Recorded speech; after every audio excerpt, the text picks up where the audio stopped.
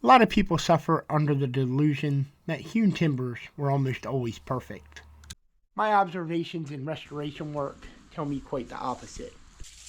I really don't have to go too far to find some of these less than perfect hewn timbers. Here's a big one here. This was a main support hewn out by my ancestors at least 200 years ago. You see the rough finish, every axe mark, but it was good enough for a barn. Most of the timbers I've encountered have been about like this. Definitely not perfect, but not as rough. Oh, and this old mortise, the peg's still there. Most hewn timbers that I've observed in barns and outbuildings and even meeting houses show a skill level that would be easily obtainable by anybody today. The only thing necessary is the patience to split a few cords of firewood.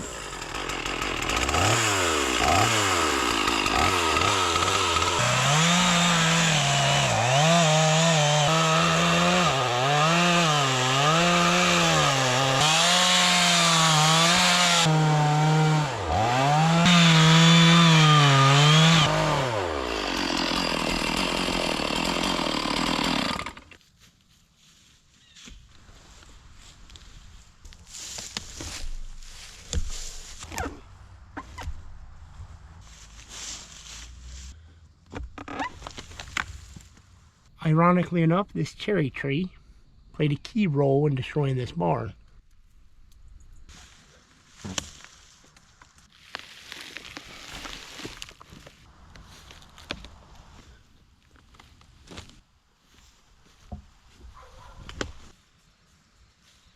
I want to use the same axe for wood splitting as I'll use for hewing later on.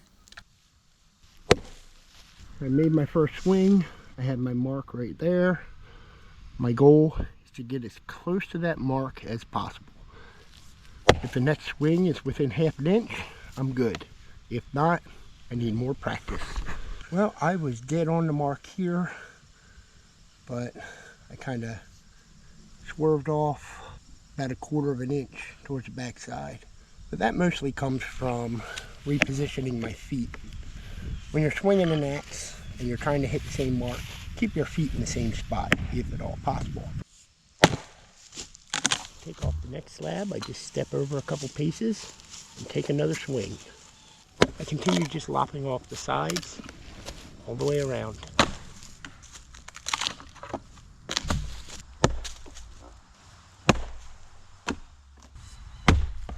This was everyday work for a common laborer just a couple centuries ago. It made it possible for them to hew rough timbers without years of special training.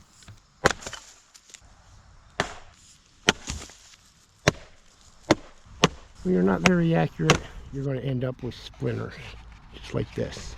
You do about 2 or 3 times the amount of work necessary. Of course, even small knots like these are going to give you a rough time. All the outer slabs are hacked off. Now it's time to finish her up. Even with all the outer slabs knocked off, this is still an 18 or 19 inch block of wood. I'll work my way around this block of wood again and see what we got.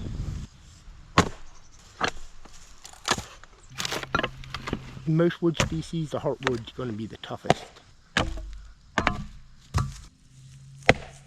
If you notice, I'm getting the best results aiming for the corner of the block.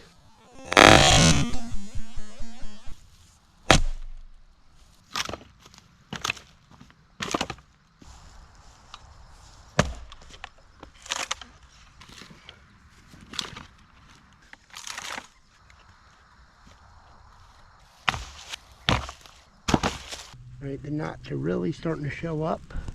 It's going to make this much more difficult.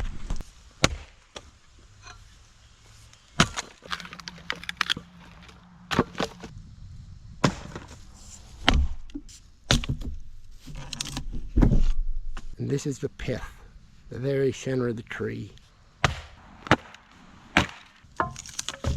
One more split and this block's done. Now I just need to split the slabs. Of course, this part of the work really doesn't require much skill. To develop the necessary skills for actually hewing timbers though, it helps to try splitting the slabs while they're laying on their side.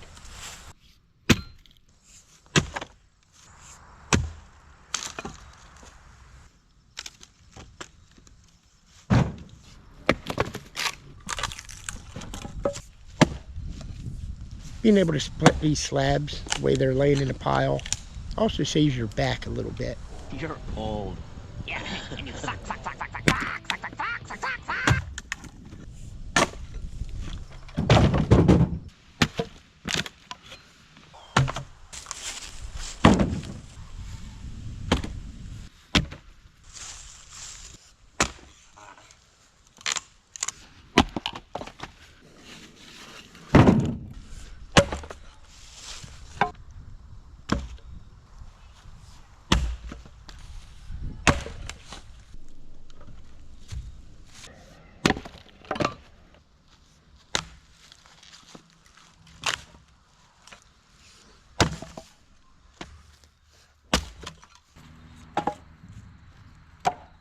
Dried out old white oak is going to split totally different.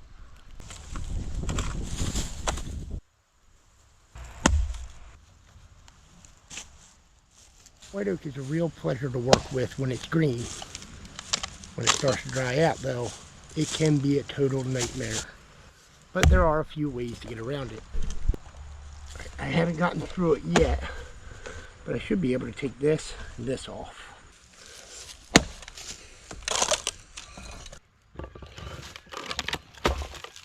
Some blocks go relatively easy compared to others.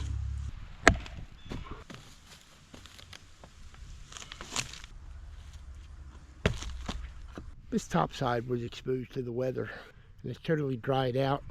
My axe barely made a dent in it. However, if the other end was against the ground, I could flip it over and have an easier time splitting it.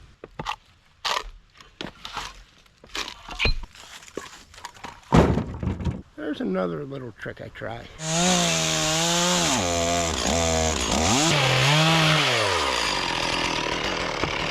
Take my chainsaw and cut a couple inches off of one end.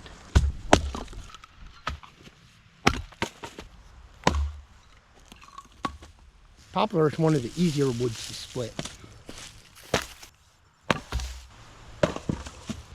Poplar's not a bad firewood. It burns very hot, but it also burns very fast. For getting hot embers going or heating up a cold room really quickly, you can't beat it.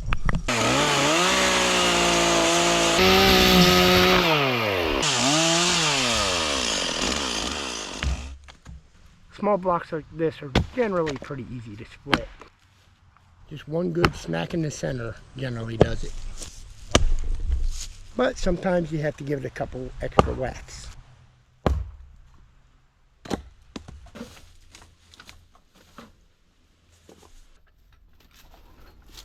And here's another timber right here. It was only hewn on one side. And you see a lot of this. It was hewn flat on top for floorboards, and that was it. There's a timber laying on the ground right there. It still has the bark on it. Looks like red oak from here. These are the remains of some floorboards from a Quaker meeting house built in 1769. Now on this one in particular, you look on the back side and you can see where these floorboards are actually chopped down with an axe or a foot edge to lay flat on a floor joist. That would not be necessary if the floor joists were perfect. If I wanted to learn how to hew timbers, I'd probably start with fence posts. They're very simple, no need for precision, and they're purely utilitarian.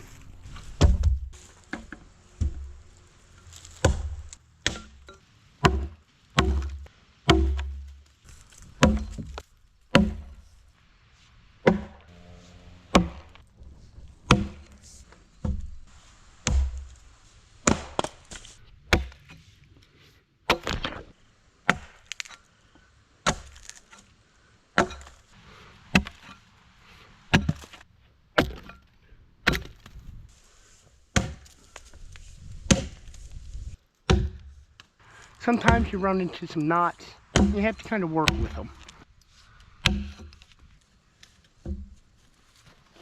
I really wouldn't want to try to lay a floor on this, but for a modest fence post, it'll do.